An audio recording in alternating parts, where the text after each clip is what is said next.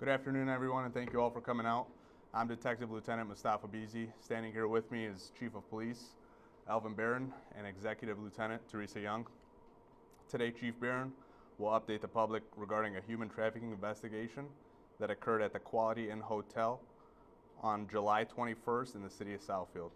I ask that you please hold all your questions until the conclusion of this press briefing and turn off or mute all cell phones and electronic devices. A press packet is available on the back table, which includes a USB drive of all the media files presented today. For record-keeping purposes, we ask that you complete our media sign-in sheet. Without further delay, Chief Barren. Thank you, Lieutenant. And as always, I'm always keep saying it, I thank our media friends for joining us. We have very important information to release. I want to thank you for your patience.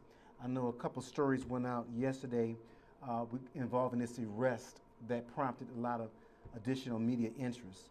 One thing I'm going to say about the Southfield Police Department, we take human trafficking investigations very seriously.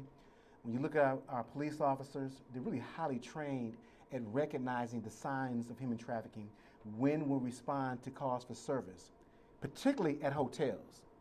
I've given a number of briefings about arrests at these hotels, significant incidents involving human traffickers.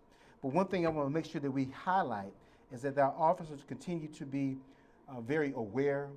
They understand the importance of asking probing questions, looking at body language, and they also listen for the circumstances to what we're being told. In this case, we were called to the hotel initially on a report of a malicious destruction of property, where our suspect damaged our victim's vehicle. Due to our police officers' awareness, it evolved into a human trafficking investigation.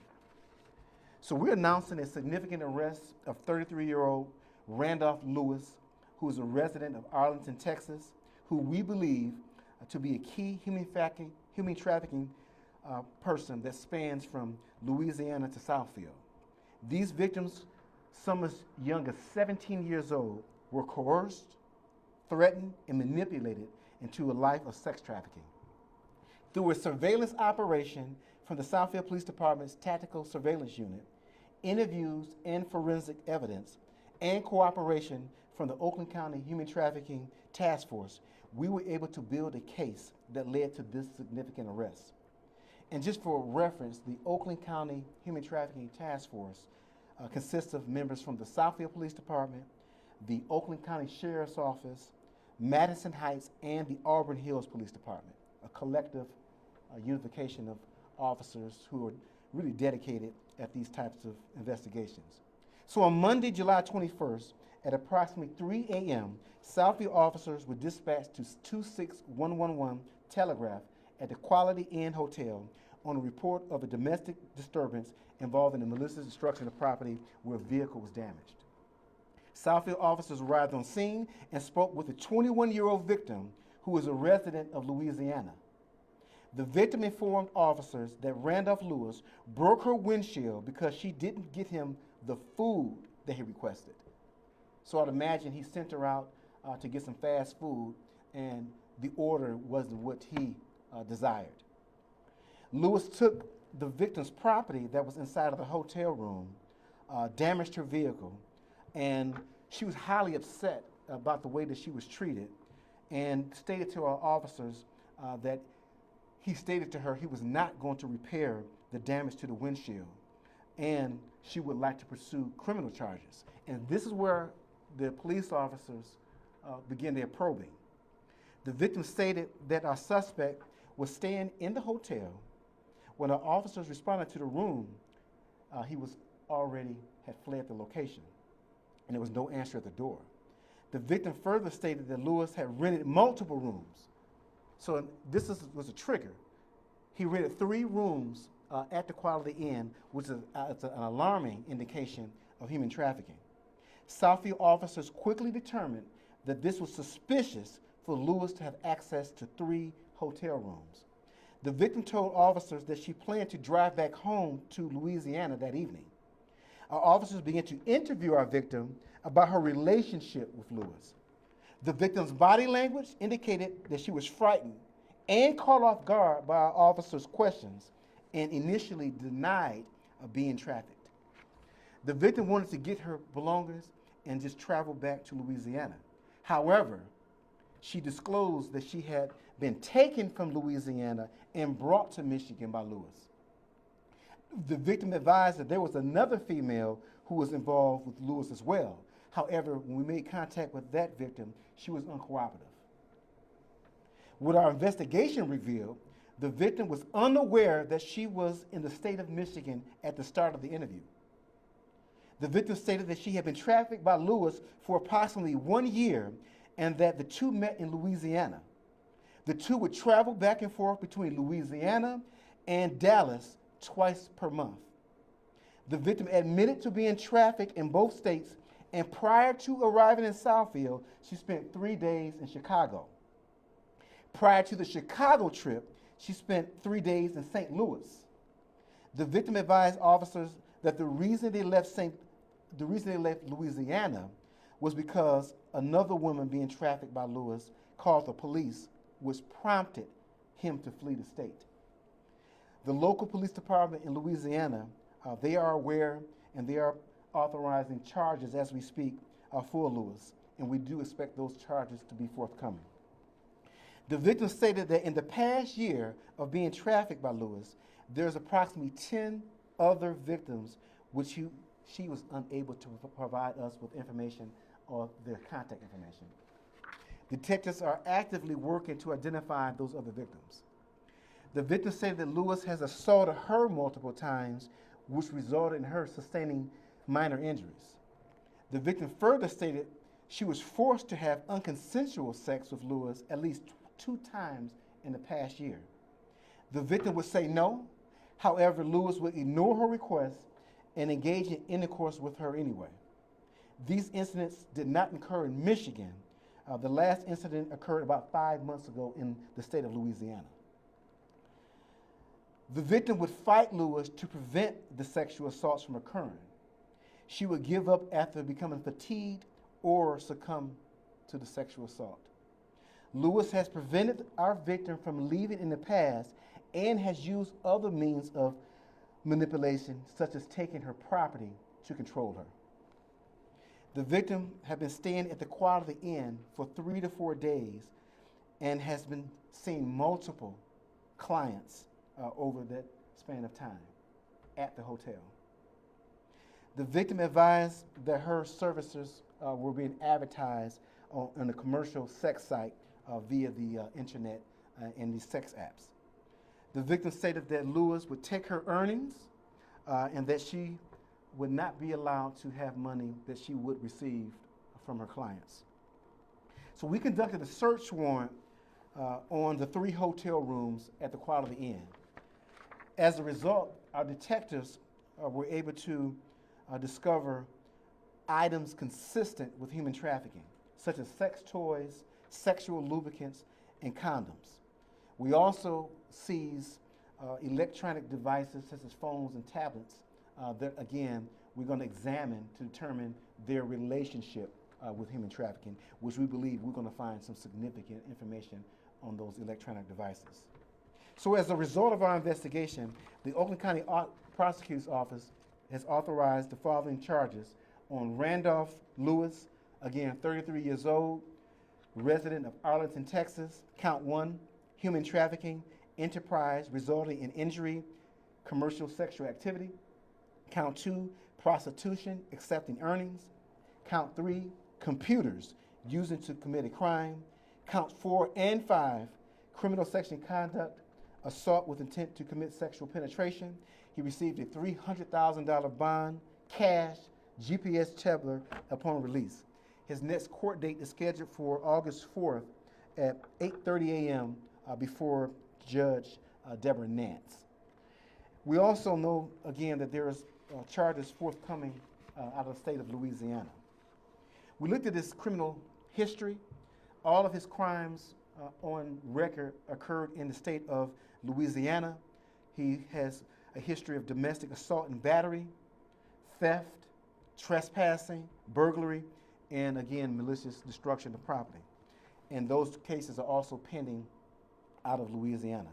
Right now, our primary concern is the well-being and safety of the victims involved in this, and we're going to ensure that we do all we can by way of working with some of our advocacy groups and some of our other organizations to make sure they get the care that they need, certainly housing if available, and also counseling that these services often provide. I'm going to show you a video of the arrest.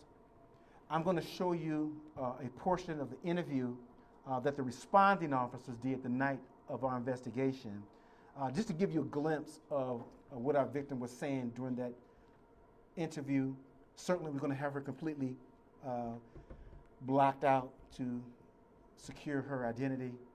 But the most important video I'm going to show you is a video of our suspect while he's in our lockup injure himself. And when I tell you, when these suspects injure themselves in police custody, they do it for a number of reasons. One being, and you all see this play out plenty of times, that's why I love the fact that we have body cameras, they will assume that the public will believe that we assaulted them and caused the injuries, because he injured himself significantly. The second reason why they do these things is because they think it's going to delay their processing through the criminal justice system. And what I'll tell you is not going to work.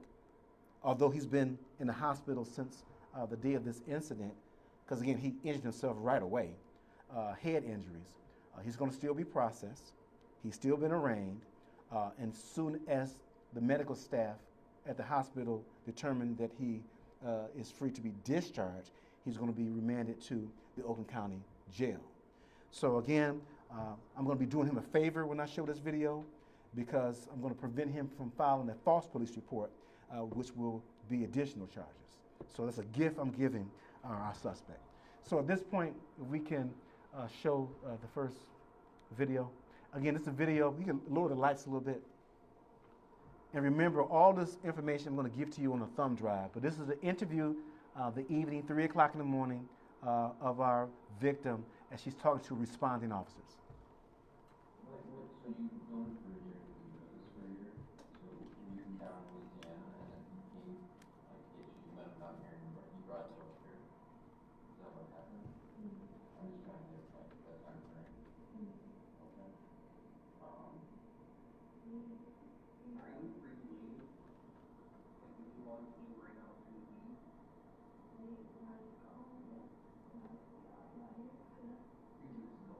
Before we met you, say yesterday, you wanted to leave, would you have prevented you from leaving in some capacity? Yeah. Taking your keys, told you no, physically locked the door, anything like that? Yeah. Okay. At my house in Louisiana, I told him where to go down to, and then he had a key to my car too. And I tried to make like 4 hours to go in, and I told him I didn't want to leave because he had a key. So I was just like, just leave because he could come back anytime. So I called a friend, and they wanted to my apartment. He messed up my whole apartment.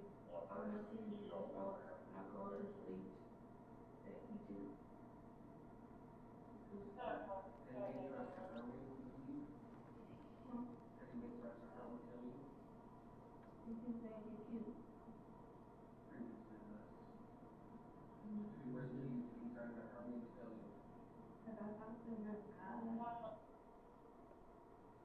Okay, so let's give you a snapshot of her really talking about being forced into this lifestyle.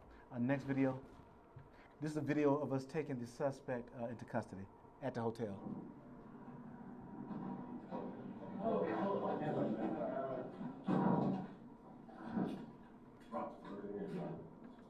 What's the problem? Huh? What's your name? My name, what's the problem? What's the problem? Spread your feet. Spread your feet. What's your name again? Right? What's your name? What's the problem? What's your name? What's the problem? What is your name? What's your name?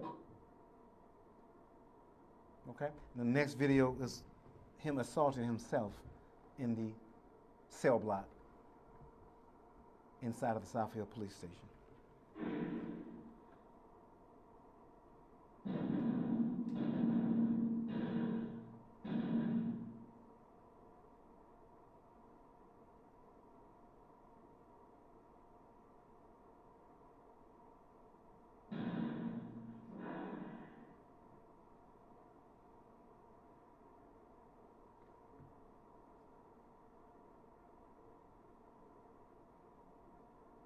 He gets back up and continues, keep using that word, assault himself. That may be a little bit too disturbing to show all that, because at some point he does start bleeding. So let's turn the lights back on, and at this point I will open up the floor for questions.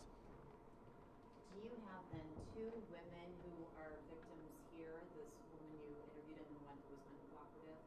Yes, so we have the victim who initially reported this sex trafficking. We were able to make contact with a second victim that's uncooperative, and we're working leads on the remaining 8 women who we believe he's also in the process of trafficking.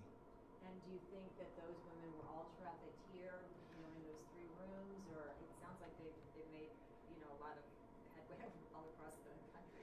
Yeah, and the investigation has to reveal exactly where each woman is trafficked, but to answer your question, I believe it's the traveling from state to state, ranging from Louisiana, Chicago, all these different locations where our victim did disclose to us. And remember, she disclosed to us, she didn't even know she was in the state of Michigan. That's how often these traffickers move these women from state to state. And so very saddening to hear, you're talking about a 21-year-old victim. I mentioned earlier that one of the victims is 17 years old. And so these individuals have no regard. It's about profit, control, manipulation, but we're gonna hold them accountable. Was it just one victim found at the hotel then, the 21-year-old? Right, so it was one in addition to our victim that we were able to make contact with. But we do have information that there are multiple others out there that are in need of assistance. Do you have a rough idea of how many human trafficking arrests or requests y'all have made in the last year? Well, I'll just start off with the ones we made within the last 3 months. This will be the 4th significant arrest we've made at these hotels. And I'm glad you brought that up, because one thing I believe also occurs between the police officers understanding the questions to ask, the hotels knowing that this is a problem, and they're being trained, and also they have been a beacon of hope, a refuge for some of these victims, where they have went down to the lobby, disclosed that they were being trafficked. The manager or the clerk there would hide them temporarily in one of the rooms until law enforcement arrived. So between the cooperation from the hotels, great police work, great detective work, we're making headway, at least when you come into our city. Because I'm gonna tell you, we have a Oakland County Human Trafficking Task Force, which we have a member on full-time, and we also have a part-time member of this agency assigned to the Federal Human Trafficking Task Force. So that just shows you the level of dedication we're putting into human trafficking, because we recognize this is a global, national, and local problem. The frequency of these human trafficking cases, like you said, this many high-profile cases in the last 3 or so months, does that say anything about the prevalence of human trafficking here in Southfield specifically? It talks about the country. These numbers, I just read off the fact that these individuals are traveling from state to state and moving these women from state to state. When you look at Oakland County as a whole, even going into Wayne County, there's a lot of hotels. Southeast Michigan is very different from, we say, the northern part of Michigan. A lot more activity, a lot of things going on. So they use these type of platforms. Generally, they like to stay within the vicinity of a major city, operate in either the major city or the suburbs of the city. That's usually their MOs. As I mentioned, Chicago and some of these other big cities in these other states. So again, we're aware. That's why we have our FBI task force. We localized it. Certainly we'll continue to shout out Sheriff Michael Bouchard for initiating the Oakland County Human Trafficking Task Force, which we are a part of. So again, we're going to continue our work. We're going to continue our investigations, but more importantly, we're going to continue rescuing women who are victims of these traffickers. And just this number, do you think that's evidence of more human trafficking cases happening in this area, or the police department uncovering these cases because so often they go unreported? Well, it's a huge market. Depending on what study you look at, when you look at the state of Michigan, we range anywhere from the 10th state to the 13th state in volumes of human trafficking. And so with that being said, we have to pay attention to make sure that we providing resources in that area, because human trafficking is real. Not only are our victims being driven into a life of sex work, let's not forget the town hall study that the Southfield Police Department did just yesterday, when we talked about the fact that these women are also being drugged by these individuals with these hardcore substances. We did a press conference and a town hall discussion on the dangers of synthetic drugs, and we were able to show the pattern of behavior that these individuals use these drugs to continue to control and manipulate the women. And so this is a serious issue. That's why I'm very proud of the fact that in each case that we've done a press conference on, the judges in these cases and the magistrates have given anywhere from $300,000 bonds all the way to $3 million bonds, depending on the circumstances. So with that being said, we are continuing to send a message to these human traffickers that if you decide to come into Southfield, is a high probability we're going to discover your activity and take these type of actions. That's why he panicked on the video, because he understands the seriousness of this offense, and then want to injure himself to delay or keep himself in a hospital room and not going to prison. And then ultimately, like I said, and I guarantee you, had I not shown this video, he would say that the Southfield Police Department injured him. So again, I did him a favor, all right? Was this a case where these women also were being controlled with drugs? Was that how he, I mean, obviously through other means too, taking their, keys, keeping them from leaving, what have you, but was there also the drug involvement? So we didn't find any narcotics in these rooms. The only things that we find, again, were condoms, lubricants, electronic devices, sex toys, but no evidence of narcotics. Not to say it's not happening, because again, you're talking about 8 to 10 additional women that we were not able to come in contact, that left before we arrived. So I wouldn't be surprised, because that is the trafficker's number one control mechanism, is using drugs to control them and manipulate them. Did the victims or the victim that you spoke with indicate an accomplice or accomplices helping them? Yeah, she mentioned that he has affiliates throughout these other states. The evidence suggests that he pretty much travels with this crew of women alone, but he's organized. But again, I think they keep the women rotated through multiple states. They have, again, with their organization, people in positions to receive and transfer williams and set up dates. It seems like these incidents can go under wraps easily. What more can people in the community do to just report these sorts of incidents? Yeah, another good question, because as you know, sex trafficking and prostitution has changed. It's not the same as it was years ago, where women are necessarily just standing on corners and things like that. The advancement in technology, this crime has moved accordingly, to where now a lot of these dates are set up on these apps and on these sites, which make it very difficult for law enforcement to intervene. Therefore, the FBI task force, the Oakland County Human Trafficking Task Force, I didn't give you the name of some of these sites intentionally, because we're going to probe and pay attention and do some operation on these sites. I think I'm giving too many hints out. And so we're going to continue to monitor these sites, take action, put together operations to disrupt this activity. So you asked me about what the community can do.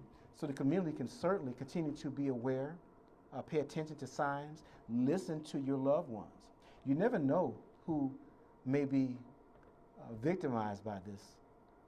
You see the numbers, 17-year-old, a 21-year-old, basically these are still children. And then now they're going from state to state being human trafficked. So we just ask the community to pay attention when these individuals come into gas stations, truck stops. Call 911 if you see something suspicious. Don't be discouraged because a lot of folks don't necessarily want to talk. Sometimes it just takes the right police officer or right person to get them to have the courage or confidence to tell what they're going through. As in this case, remember, she was just simply going to report that her car was damaged by him, wanted to prosecute him for that, but then go to Louisiana and just be done with it.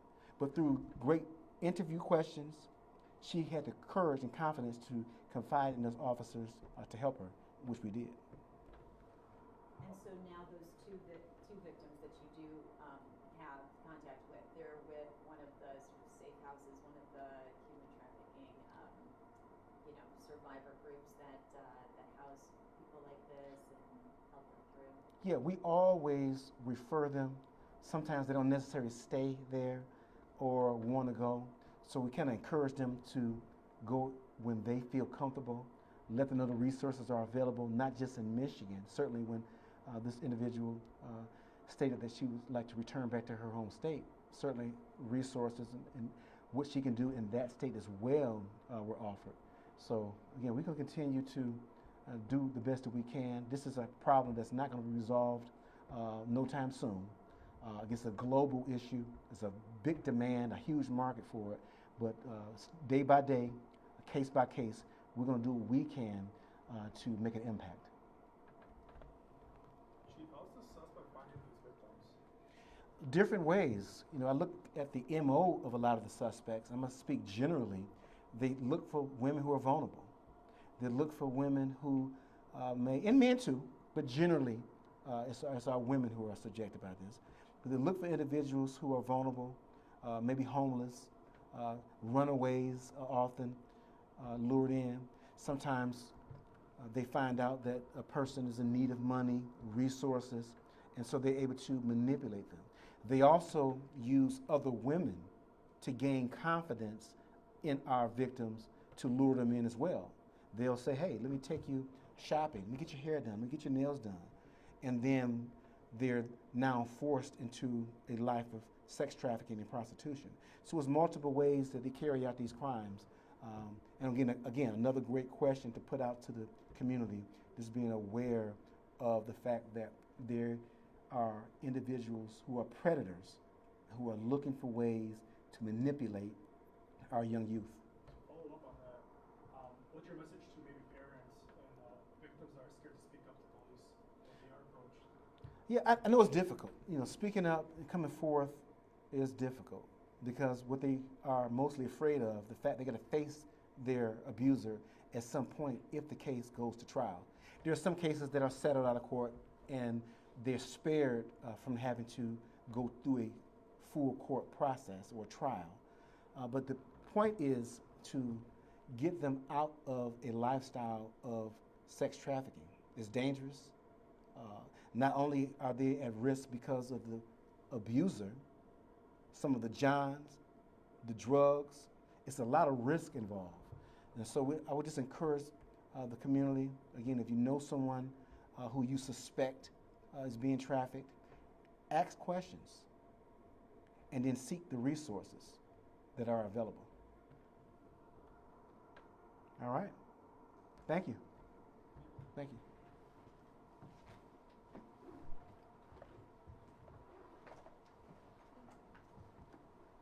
Thanks, Chief. Oh, absolutely. Thanks for coming out.